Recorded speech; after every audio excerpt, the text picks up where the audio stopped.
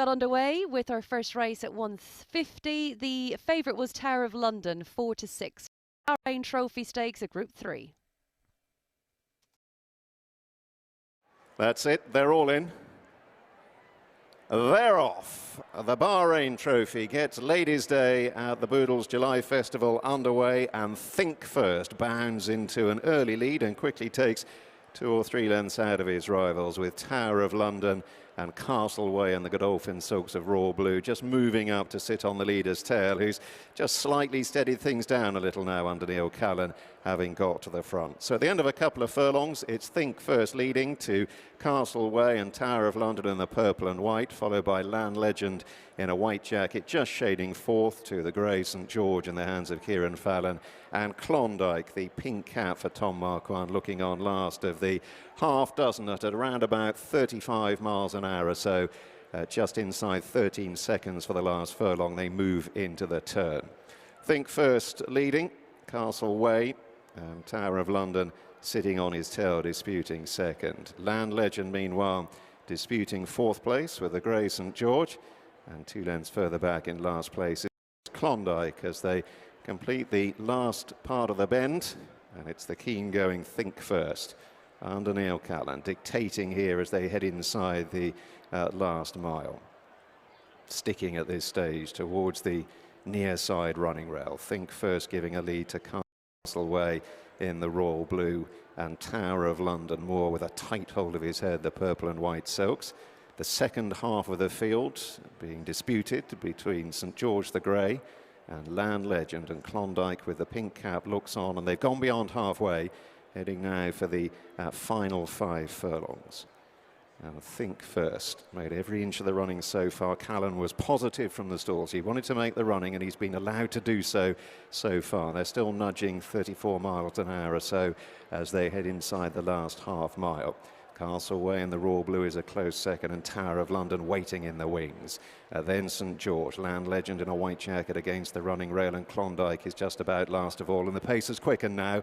They're 37, 38 miles an hour as they come for the final 3, about to run downhill. Think First being asked for more. Castleway driven up by Buick now, mounting his challenge, more nudging away in behind. He's got nowhere to go at the moment on Tower of London in the purple and white. He's rather trapped on heels, held in by the grey St George, who's making his effort. Klondike on the extreme right is running on. Now Moore finds daylight under the fence and delivers Tower of London to challenge Castleway and St George as they climb inside the last furlong. It's Castleway, Tower of London and St George, though, forming a pincer movement. 3 of them diving for the line in the Bahrain Trophy. It's going to be a finish of inches here. Castleway nose down from Tower of London, St George. Klondike close up in 4th.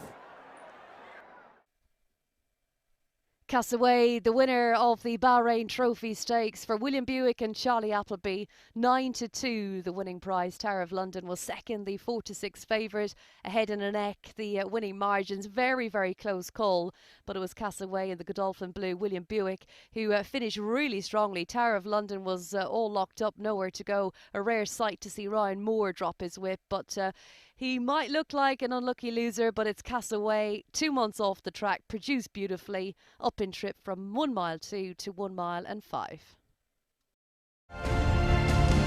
It's another group winner from Tattersalls. And my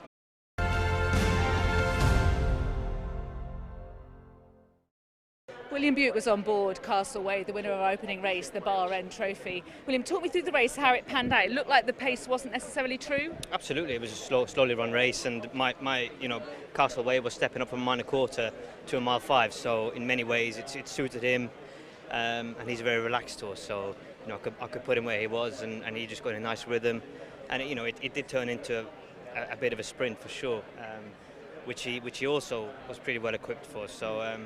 And then when Tower of London came to him, he was the second challenger to him in the last furlong, so he fought them off one by one, and he just found a bit more. So, I felt he was well on top at the end.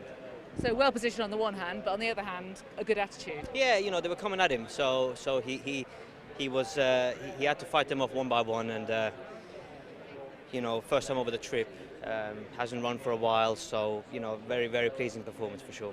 Charlie's talking about Great Wiltshire and then the St Leger. You said it was a sort of steady pace. How much have we learned about his stamina? Because it's not obvious on his breeding that he'd want an extended 14 furlongs. Yeah, exactly, and it wasn't a test. It wasn't a stamina test, but he's been over that trip now, so it gives you a bit of hope. I think the biggest thing for him going forwards over mile and a half or mile 6 is that he relaxes. He gets in a good rhythm, and then you're usually halfway there. Well, it's a good start to these three days. You've got some great rides, haven't you, for Rafe Beckett as well as for Charlie? Yeah, absolutely, and I'm really looking forward to it, and yeah, good rides to pick up.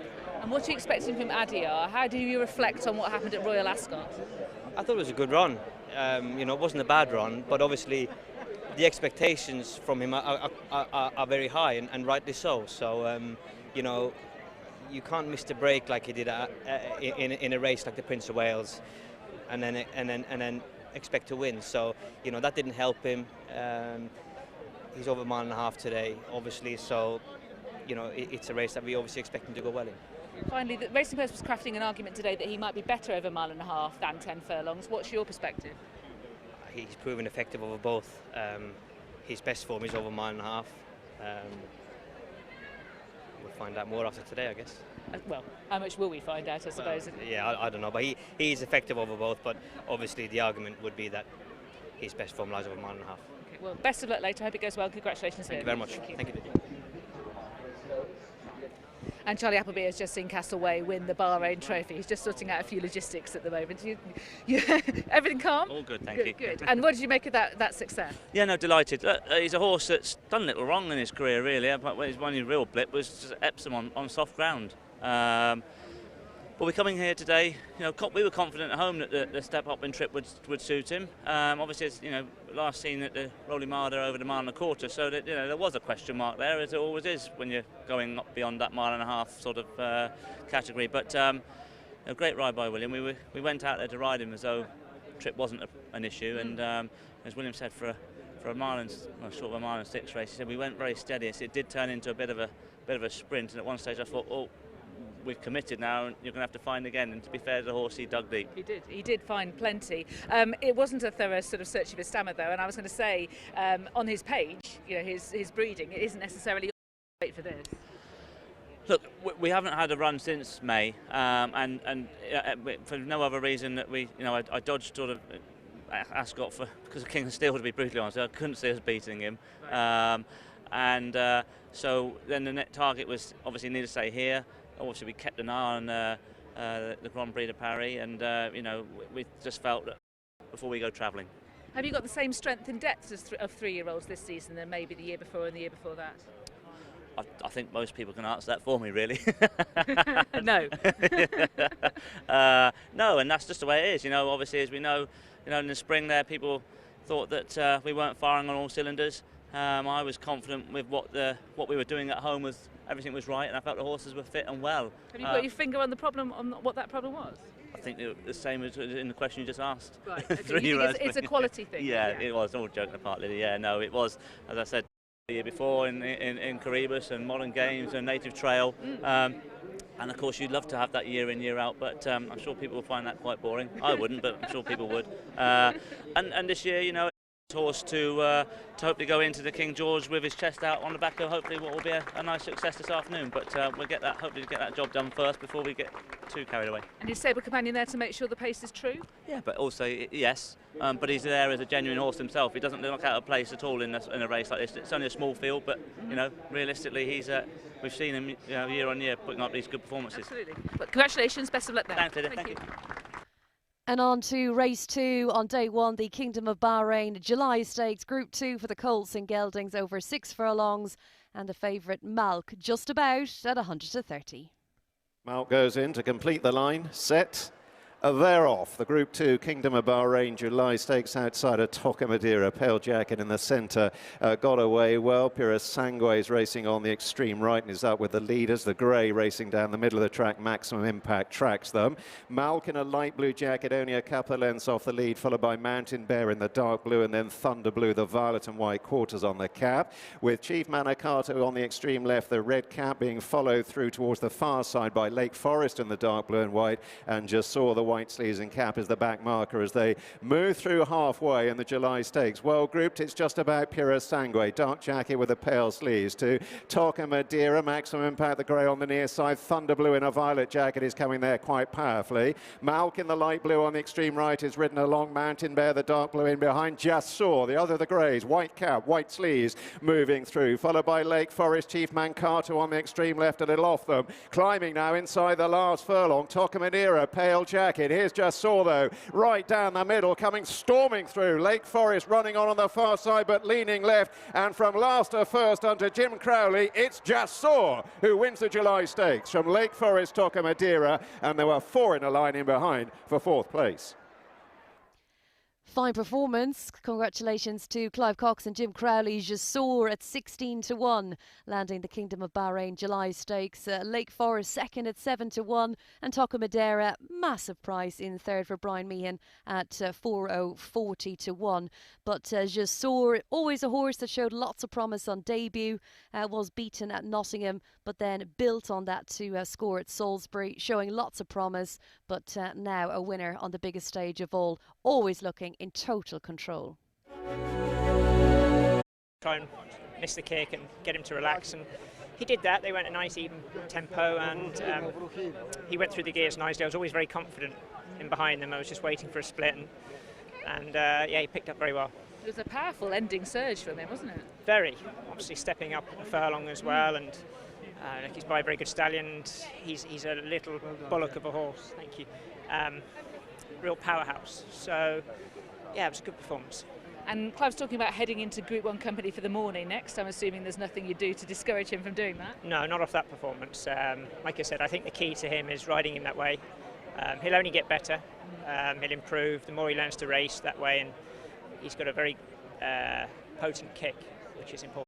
He's been running well without quite getting his head in front, so, but you never know, he's in good form. Are you saying that you feel he's better than he's shown so far? I think so, yeah. You could make Johnny in a couple of, like he got chinned at Newbury, the horse just nipped up the inside, and then obviously last time he didn't quite get home. So I'm hoping he'll at least serve it up to him anyway. Okay, well, best of luck and congratulations. Thank you. Thanks. And Clive Cox, the trainer, just after seeing him win the July Stakes, is just chatting to the press about what the plans might be. He's also got a couple of runners in the next, so he too has got some logistics to sort out.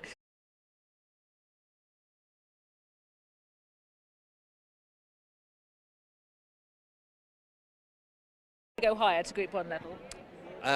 Yeah, well, I think, you know, please God, he'd be a horse that we'll have in the morning as well. That would be a good idea, and from here, it's, you know, everything is possible. And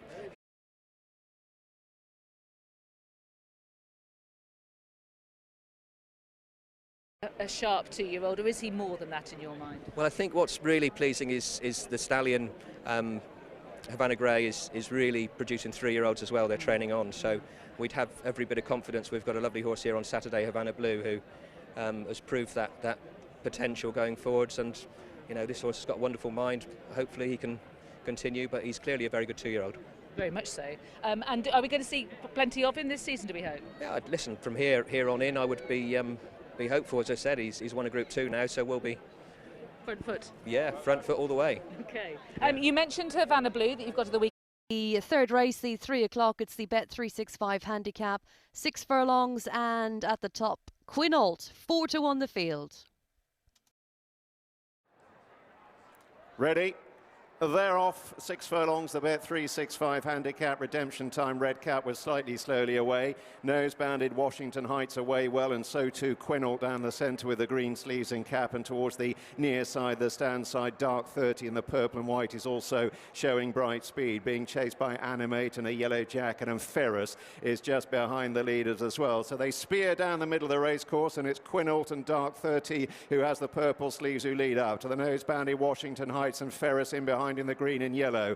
Millstream with the white cap on the extreme right is Frankness, and then rousing Encore light blue with a purple cap. Being followed through by Executive Decision and Tajala. Tough Enough is well back with Redemption Time and Animate. Second from the left is B Frank. Further left, Eminency being ridden along. Alpha Capture is the back marker, and Dark 30 and Quinault lead as they race down into the dip. Here's Millstream though with the white cap moving through to mount a powerful challenge. Climbing now inside the last furlong. Quinault the green cap, Millstream the white cap. Two old foes fighting out the finish of the Bet 365 handicap. Quinault, Millstream on the far side.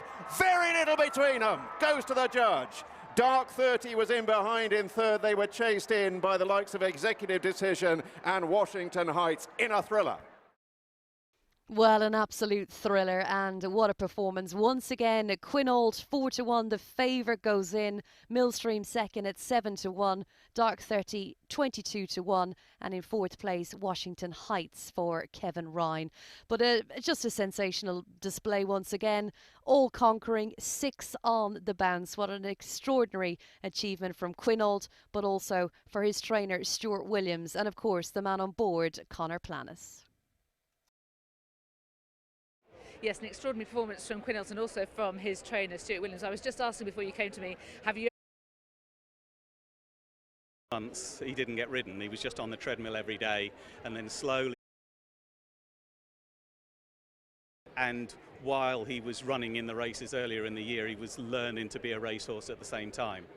But this is a tough level to win at. Yeah, for sure, yeah, and he's getting up there in the echelons of the handicap now, sort of thing. So I'm hopeful that he's bred to get a bit further than this, and as long as we can keep a lid on him early on, I'm hopeful that he'll stay a little bit further. I noticed you had him in the international handicap on Saturday. 7 is that the next plan for him? At some stage, but keep him at a steady level in his routine work. So that's the bit that we've had to work on. We didn't have to teach him to go fast. He was going fast from the start. Yeah. And you've mentioned Luke Castle, but how about a word for Conor Planis, who was up against Marco Gianni? This horse before for us. So we know him well and know his mother and father, and he works for George Bowie, who's just up the road. So it's nice for him to be able to take the ride. Have you seen improvements in him as well? Because I know that you're a student of young and up and Race from day one, the Princess of Wales Stakes, a Group 2, and the favourite Adiyar 1-3. They're off with Grand Alliance, Mauve Jacket, the slowest to get out of the stalls for the Group 2 Princess of Wales Stakes, sponsored by the Kingdom of Bahrain and Global Storm. White Cap bustled up early by James Doyle to adopt the front running role. To Isra, the striped cap, and Adayar and Will Buick in the all blue. And from a sluggish start, Grand Alliance drops in last of the quartet as they move towards the end of the first quarter mile. And it's the Godolphin pair who are the first half of the field early. Global Storm leading the prohibitively priced favourite and former Derby winner Adayar. Isra tracking the Godolphin duo, and Grand Alliance cast a little adrift at this stage. He's 6 or 7 lengths behind the others and just not really picking up the bit as they swing round into the Bunbury Mile and complete the first third of the contest. Global Storm leading them down towards the 7 marker. Tracked by Adayar, Isra slipstreaming, and Grand Alliance, and it's single file stuff, and they spurn the running rail, drifting more towards the centre of the tracker, approaching halfway at a fairly generous 38 miles an hour or so. They were around about 12 seconds for the last furlong. Still Grand Alliance adrift of his 3 rivals as Global Storm leads Adayar and Isra, the striped cap, waiting in the wings as they move inside the last 5 furlongs on down to the final half mile of the Group 2 Princess of Wales Stakes. Global Storm ensuring this has been a good test of the trip. They're still nudging 40 miles an hour.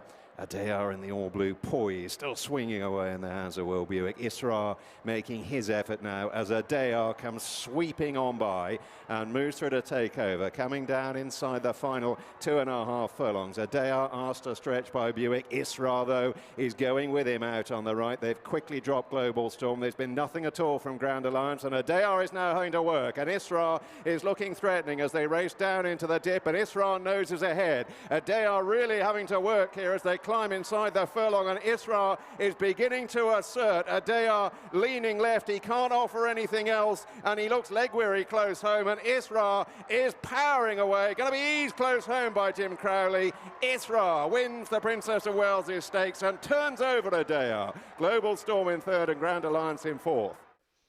Well, just the four runners, and it's Israr who shone brightest in the Princess of Wales' Stakes. 7-2 the winner for Jim Crowley and John and Thady Gosden. It was a double for Jim Crowley. Bitter disappointment for connections for Adiyar, a horse who travelled really well into the race but looked quite uncomfortable, seemed to empty quite quickly. And it's Israr, who was very progressive in handicaps last season, has taken a big step up in class from listed to Group 2 and lands it in good style. Well, the Princess of Wales Stakes was meant to be a springboard to the King George for Adiyar. He's been beaten by Isra. A bit of a surprise, his trainer Charlie Appleby is here. What's your immediate reaction to that? Disappointment. But look, even watching the race, I was very happy with the way, position we had. But from the half-mile mark, the way Jim was travelling, I did say that I was talking, stood next to somebody. I said, "This horse is a proper mile and a quarter horse." I said, "If it turns in, if we're going to start sprinting, we'll see."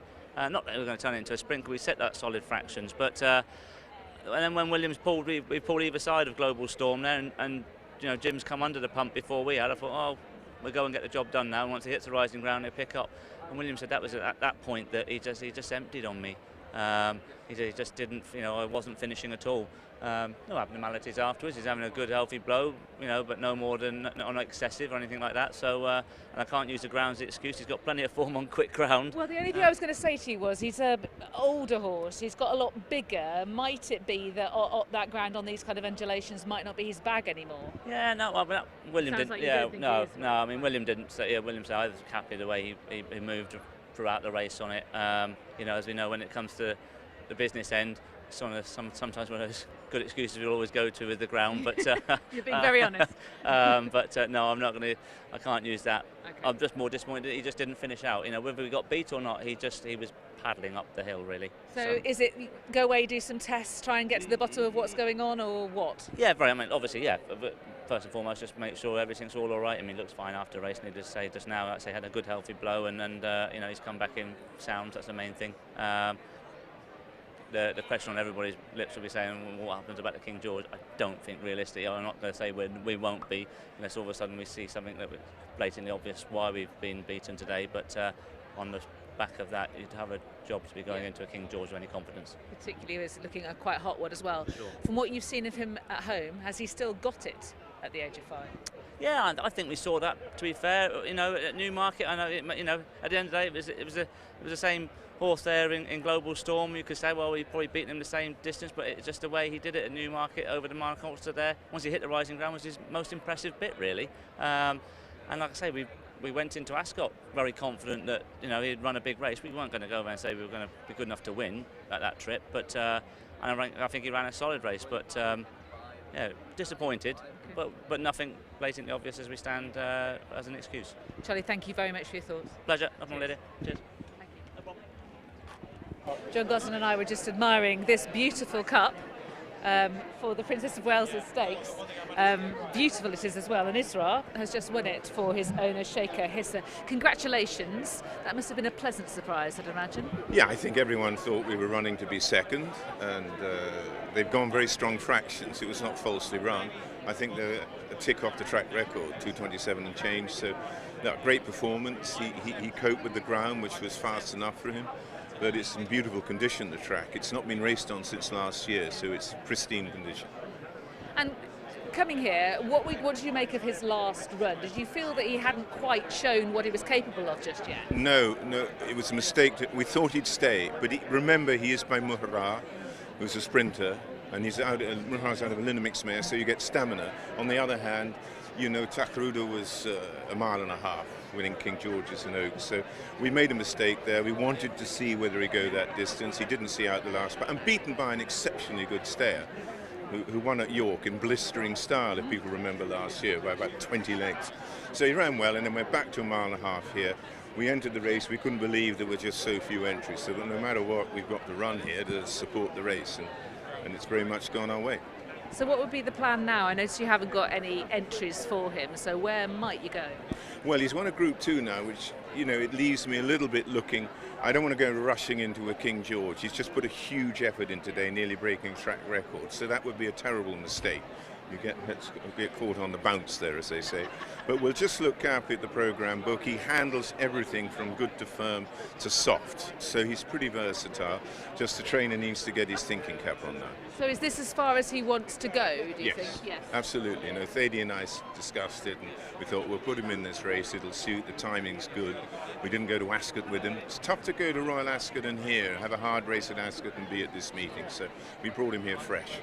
Sheikha has got a strong hand in this area. She's obviously got Mustardef as well. Is he on course for the International? Yeah, that's the plan. He goes to the International, which he should enjoy York. He likes to play around before the races, a bit like Stradivarius used to.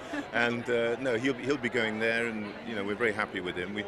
We had to space his races. He ran in the Neom Cup, which he won in Saudi at the end of February, and then he's come back, and then he went to the Shima Classic in March and took on the world champion and tried to race with him, which was a mistake.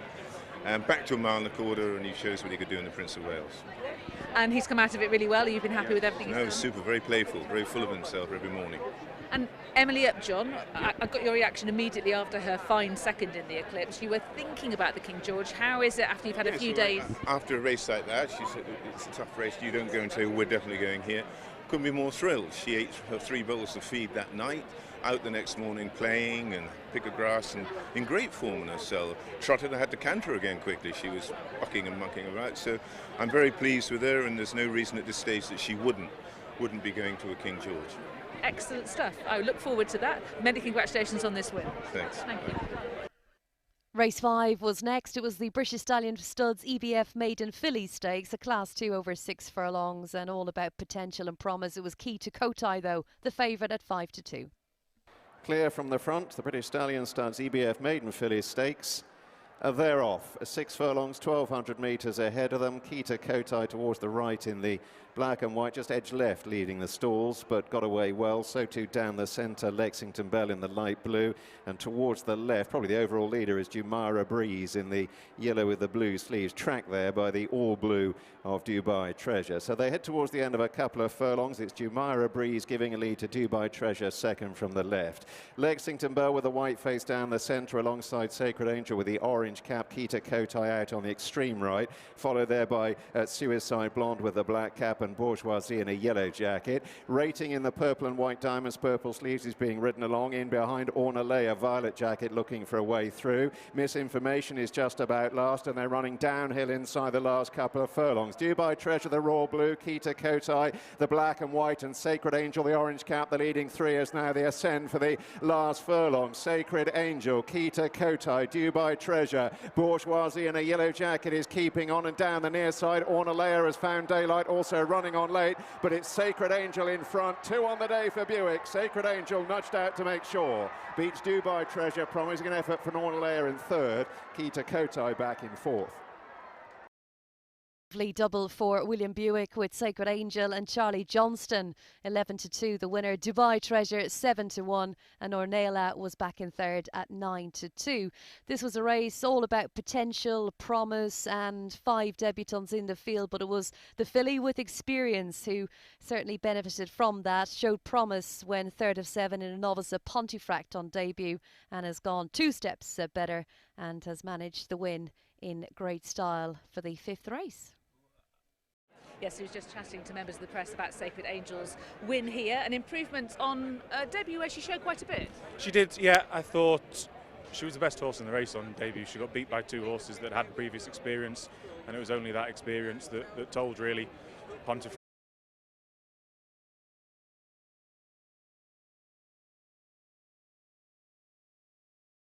Good horses, when he's positive about a horse, that fills you with a lot of confidence. He said he thought they were going quite hard, and he was a bit in the teeth of the battle early. You know, I thought we were in a little bit of trouble at halfway, but he said he didn't want to commit that far out because he felt that they'd gone hard. But once she hit the rising ground, you know, she was always going to win. Could go 7, but we'll continue to sharpen up, so we'll have the speed to stay at 6. So options open going forward. This is all very positive. Pattern company next? I guess you have to start thinking about trying to get black type. The Star Stakes is that we always like to target. Won last year with Dance in the Grass. Chazz is going to win, and she's been a really weak finisher. That's why we're coming back to a mile. Probably not going to drop her right out, but ride her a little bit more conservatively because she's been doing too much on the front end. And if she can go back to her juvenile form, then the handicap has dropped to £8 or £9 this year for a couple of disappointing runs. So I think we're off a realistic mark again now, hopefully. And have you got a strong squad for the remaining 2 days of this? 2 horses in the 1.25 mile race tomorrow that we farmed for a while. We've back from a disappointing run, but he was a horse we thought a lot of, and I'm willing to forgive any horse one bad run. Absolutely. Well, best of luck with those. Congratulations here. Good luck with Serona. Thank you. Thank you. Well, we've heard second-hand via Charlie Johnston what William Buick thought about Sacred Angel. Let's get it from the horse's mouth, shall we? He was conveying that you were quite impressed with that. Yeah, I was pleased with what she did, and Charlie said before that she'd come on plenty for her first run at Pontefract, so which she had, and I think she beat a substantial bunch of fillies, and I really liked the way she did it. She gave plenty of encouragement that she would get an extra furlong as well, so she's in quite a big scopy filly, so there should be more improvement. Was your sense that she could step into black type and try and get some of that next? Well, it's early to say, isn't it, after that, but, with a filly like that, connections obviously would have a look at, I presume. What are your reflections on Adiar's defeat? Yeah, obviously it's disappointing, a horse of his class. The winner probably is on the up and probably is improving. Look, he's been such a good horse for us over the years. And he's yet to run a bad race, so we'll see what his next step is. There's nothing obvious from your perspective, though, that explains that. I mean, there's no ground, there's nothing about him physically that... No, not really, and, he walks around the paddock, and he really takes your eye out, knocks your eye out, he looked fantastic, and he felt happy in himself and everything else, so, look, it's disappointing to get beaten, but we'll see what the future holds for him. And finally, a quick line on Imperial Emperor in the next. He's unbeaten after 2 starts, but this looks like a competitive Henry Cecil. Very much so, yeah. So, he needs to step up, but yeah, we'll see. Conditions suit? Yes. Okay, best of luck. Lydia. On we go, the 4:45, the Edmonstone Hall solicitor Sir Henry Cecil Stakes, a listed contest over the mile, and a very well backed favourite Nostrum on return at 11 to 10. They're off. With the straight mile stretching before them for the Edmonstone Hall solicitors, Sir Henry Cecil Stakes. Imperial Emperor in the Royal Blue restrained, leaving the stalls. Nostrum out on the right, the pink cap. Handy early on the left. New Endeavour also pushing the pace along the maroon and yellow. Mostupshire, the grey, tracks the leading pair with Embesto Yellow Jacket slipstreaming Nostrum. David Egan sitting on Ryan Moore's behind, and then Imperial Emperor in the blue in behind horses, and Wildfell pulling hard, black and pink at the back of the field. Completed more than 2 furlongs, and it's Nostrum who sets the pace here, going along at around about 38-39 miles an hour.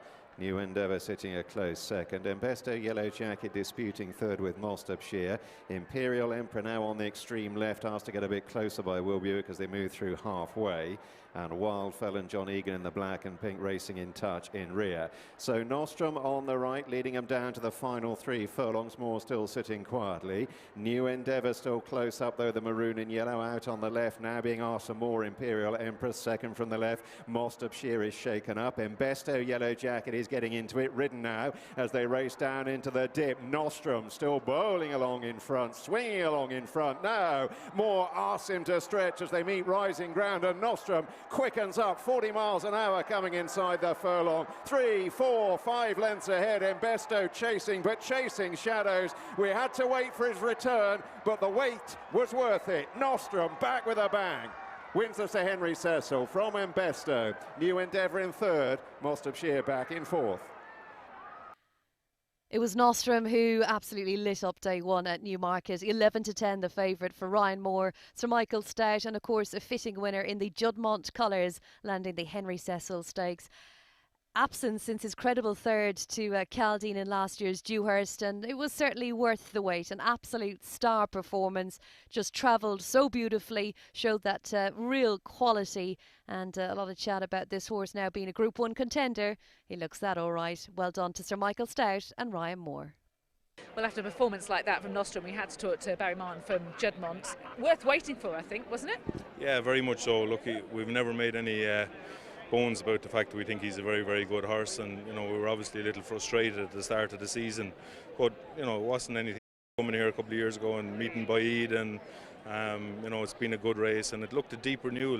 The Godolphin horse looked good, and Rogers looked a smart horse. So I think it was a pretty tight race, and the way Arlide quickened up and went away from them, you'd have to be hopeful that he's going to be a top-class horse.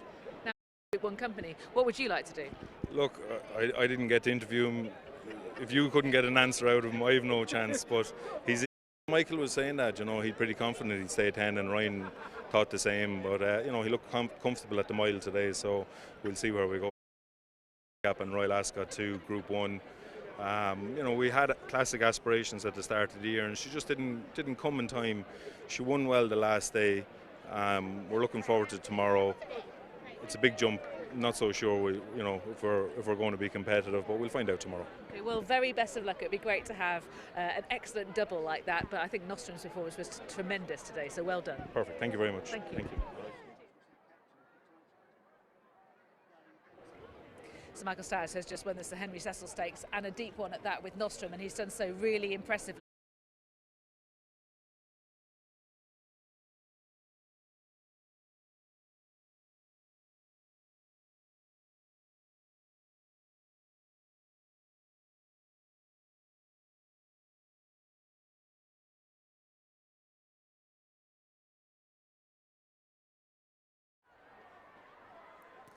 They're off. The Boodles handicap rounds out Ladies' Day at the July Festival. Nose-banded United Front was away well, tracking Serona and Titian through in the early stages as they begin to sort themselves out into racing formation. And it's just about Titian in the orange, white and green, who has a narrow lead in a cluster of 4 on the right-hand side, followed by the nose-banded United Front with Glenfinnan on the extreme right, the dark sleeves in Capon, Great Guardian in the blue and white last of that cluster.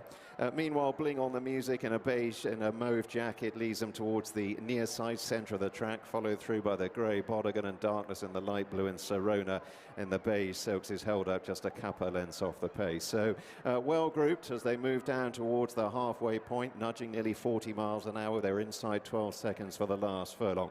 Little more than 3 lengths covering the whole field. Second from the right, Titian. On the extreme right, Glenfinnan. United Front in the noseband, first to be driven along, loses a bit of ground as Bling on the music in the mauve. And second from the left, Bodegan begin to move into this. On the extreme left, Darkness is another one who's on the move. They're running downhill now for the last quarter mile, and Darkness has moved through in the light blue colours to just about take a narrow lead here from Titian, who's battling on. Then Glenfinnan on the right. Bodegan is backing out of it. Great Guardian in the blue and white keeping on in behind. Darkness is edging left but is in front as they come deep inside the furlong from Titian and Glenfinnan, and Darkness running on strongly. Serona making late gains for a place, but Darkness inches home. Serona might have been out for second ahead of Titian, and then Glenfinnan and United Front. Darkness for David O'Mara, Neil Callan. What a season Neil's having on the biggest stage. 17-2, your winner Serona 14-1, and Titian back in third at 9-1. A length separating first and second. And well done to the team. Darkness, this was a horse who was a bit of a nearly horse this season, but he's come through very strongly in the closing stages. Serona likewise finishing off her race well to the left of shot, and Titian in third for Julie Camacho. But Darkness, the winner of the last. A very enjoyable afternoon then at Newmarket, day 1 of the Boodles July Festival. 2 winning favourites, Quinault at 4-1, Nostrum at 11-10. Nostrum, the real star performance. But what about the times? Israr in the feature, the 3:35 dipping well below the standard, almost a course record, 2:27.